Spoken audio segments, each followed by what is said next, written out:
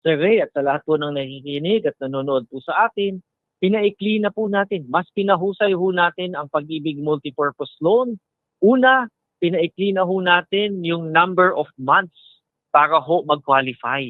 Dati po, Sir Ray, ay 24 months o 2 taon ang kailangang hintayin ng isang active member para makapag-loan. Ngayon po, 1 taon na lang. 12 monthly savings na lamang po ay maaari nang mag-apply ang isang miyembro sa Pag-ibig Multipurpose Loan. At pangalawa, Sir Ray, mas mataas na po, mas malaki na ang mahihiram sa ilalim ng Pag-ibig Multipurpose Loan.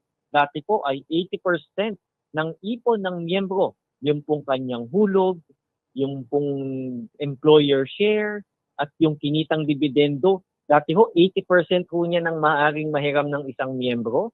Ngayon, 90% na ho. Mas mataas na po ang mahihiram ng ating mga miyembro. Kaya po sana, Sir Ray, higit po nating madaig yung number of borrowers, yung natulungan ho natin last year, at higit na mas malaki ang ating mapahiram sa ating mga miyembro sa ilalim po, Sir Ray, ng ating Pag-ibig Multipurpose Loan.